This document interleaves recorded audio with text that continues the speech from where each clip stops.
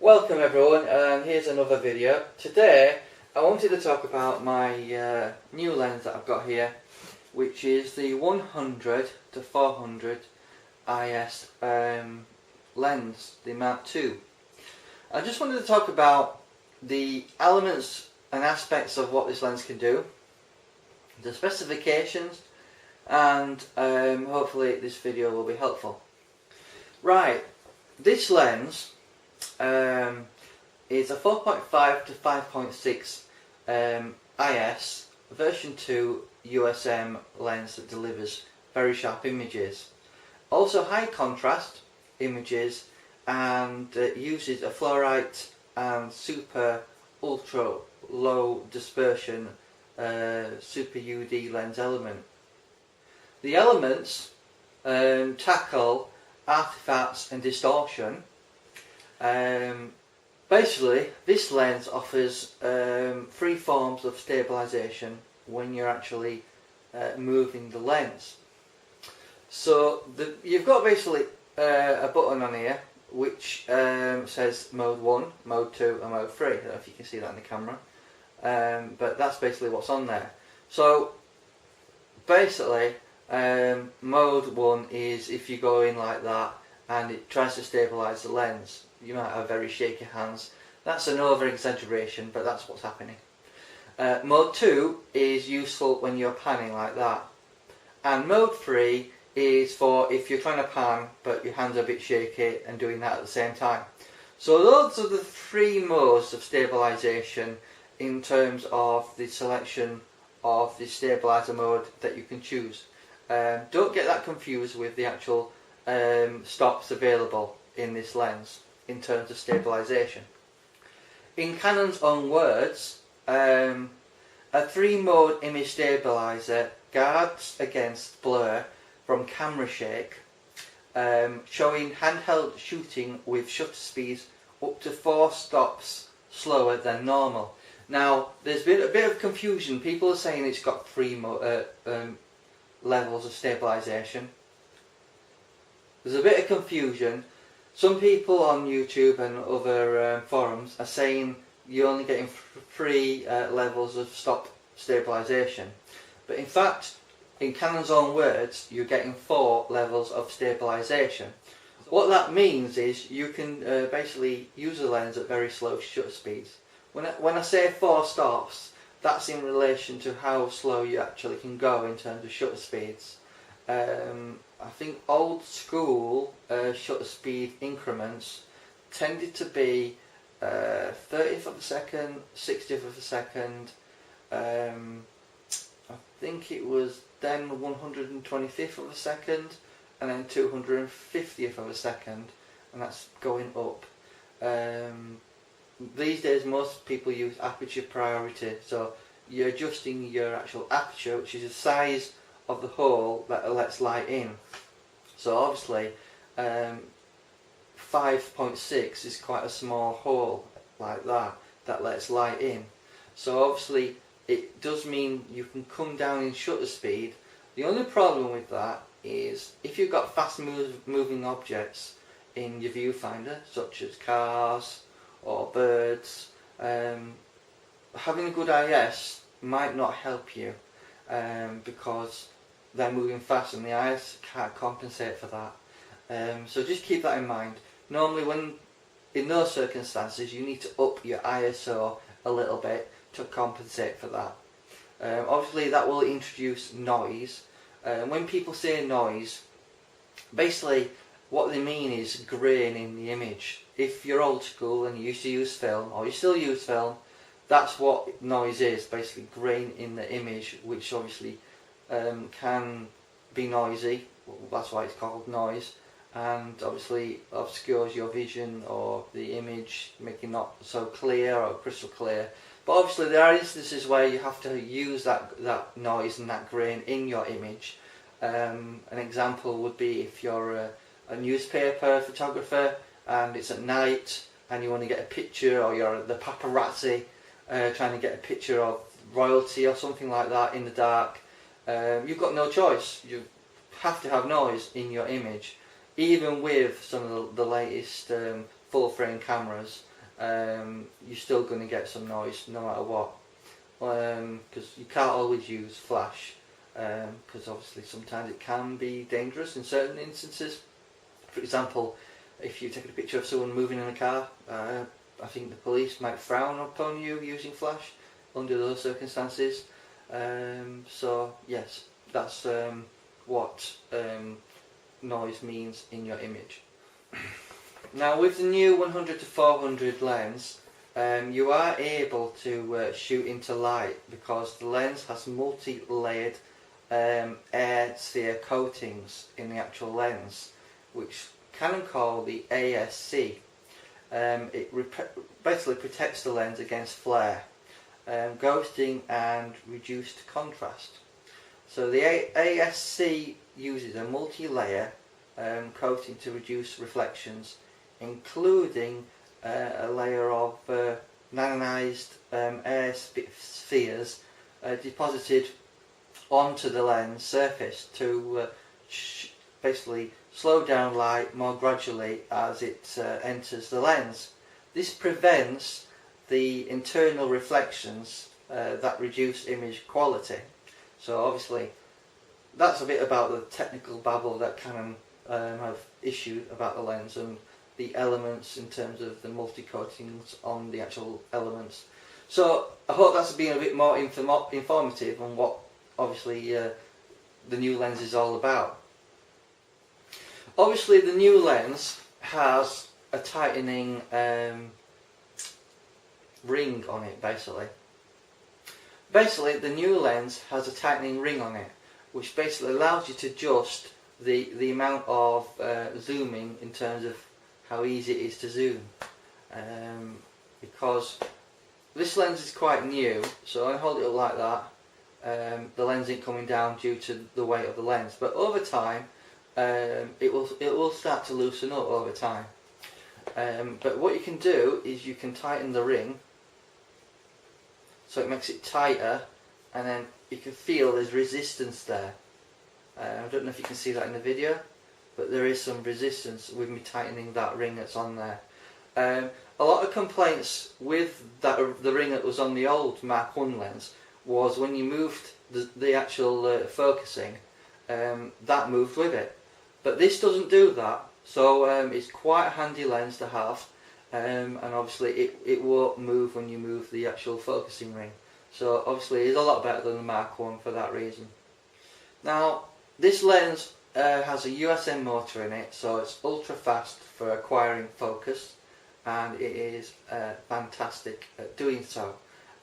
So what I'll do is I'll do some tests so you can see it actually working, and then you get an idea of the focusing speed and acquisition of this lens, albeit quite a dark room. So I'll give you some examples of that.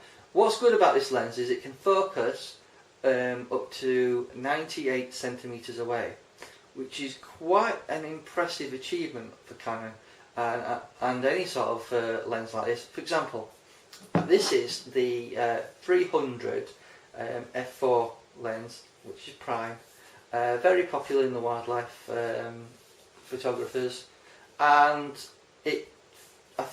on this particular one it's 1.5 meters, so basically it's half a meter further away than this lens can focus to, and this is 300 and that goes up to 400, although it's probably closer to 370 millimeters. But if you stick a crop body on that, you're going to get like 540 millimeters. Sorry, if you stick a crop body on this, you're going to get about 540 millimeters. I think that's what it is. So it's extremely good if you stick a 7D on it, a 600D, 700D, 70D, 700D. Any crop body will be brilliant on this. But obviously you will get improved sharpness using a full frame body such as the 1DX. Now this lens is ideal for shooting in the weather. Basically it's an L series lens, obviously it's USM, so it's fast focusing, and it is sealed against dust and moisture, so you can keep shooting with no problems. Even if the weather conditions turn quite bad, it has a fluorite coating on the lens front element and repels dust, making the lens easy to clean. So you shouldn't have any problems with cleaning the lens. So that's the roundup of the Canon 100-400 Mark II lens. All the information I provided here is directly from Canon's own website.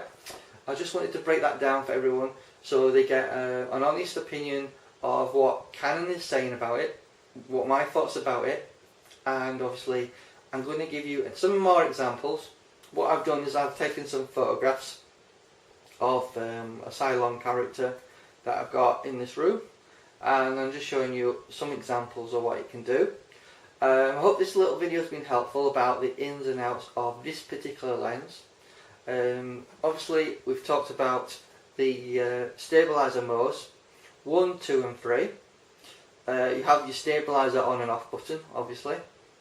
You have autofocus and manual focus. Now you do have full-time manual override, so even if you're in autofocus you can get on there and manually adjust if you want to. And I think manual focus is a forgotten art, and it's a fantastic lens for that. And obviously you've got 2 focusing modes, which is 3 meters to infinity, and then obviously you've got full focusing. Here you have the tripod mount. Here's a knob to loosen it, allows you to move it. It's quite smooth actually, and quite nice feeling. So you can tighten it with that knob on there. And the tripod mount collar here, you can take off and remove from the mount, and it does take a little bit of weight off, not a lot. I think most people, especially in the field, will basically have it like so they can carry it, and it's not a big issue then. Okay, the last thing I haven't mentioned is the lens hood, which just clicks on like so. And it clicks into place, and it makes the lens look quite longer actually, and quite professional, doesn't it? Basically it has a little door there that allows you to basically move and adjust your polarizing filters or your ND filters. Filmmakers will love that. Photographers will like the ability to basically adjust the polarizer filter in there. And that's basically the roundup of the Canon lens 100-400. Fantastic lens, does the job. Check out the example of the Cylon character that I've done at the end of this little video I'm doing. Okay everyone, to round up my review of the 100-400 Canon lens, I'm just going to do some focusing tests so you can have a look and see for yourself how quickly it focuses. Obviously this room isn't that brightly lit, so obviously the focusing might not be brilliant. Camera we're going to be using is a 600D Rebel camera. Something I forgot to mention is the filter thread will be 77mm. So if you need a filter, polarizer filter, ND filter, you're going to be looking for a 77mm thread basically. So just check out the focusing, and thank you for watching. Right, so we're basically taking a photo of the Cylon character you just saw behind me. So we're going to set it to the closest that it'll focus to, which is 98 centimeters. So we just need to do so, and then focus at 100mm. But this is a crop sensor camera, so obviously take into consideration. I just need to correct myself. Basically when you take the crop factor into account, you're getting a 160mm zoom lens to 640mm. So I just hope that clears it up. So as I said, we're using a 600D. We'll set it to the closest focusing, and I'll show you basically the focusing at various zoom ranges on this lens. So at the 100mm setting, we're going to test it. Let's change it to infinity at 100mm.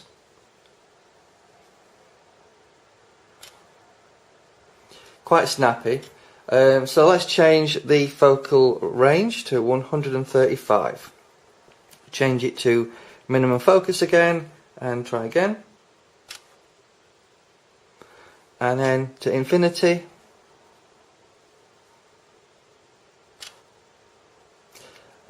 So again, change that to minimum focus, and let's try it at 200mm.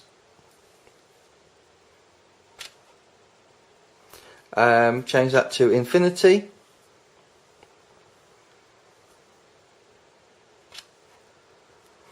And there you go, quite snappy. So let's change it to 300mm on the range of this lens. Change it to minimum focus again at 98cm. It's a bit slower. Let's go to infinity.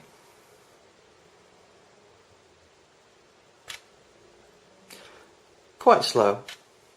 400mm. Let's change it to the minimum focus. About the same. And change it to infinity.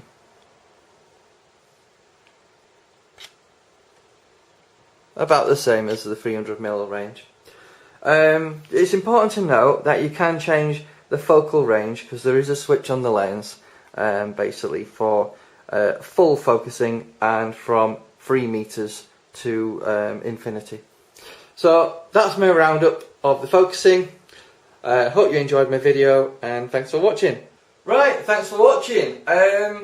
In the next part of this video you're going to see some examples of the Cylon character we've got here in the back. Basically different focal ranges, and I hope you enjoyed this video and thanks for watching.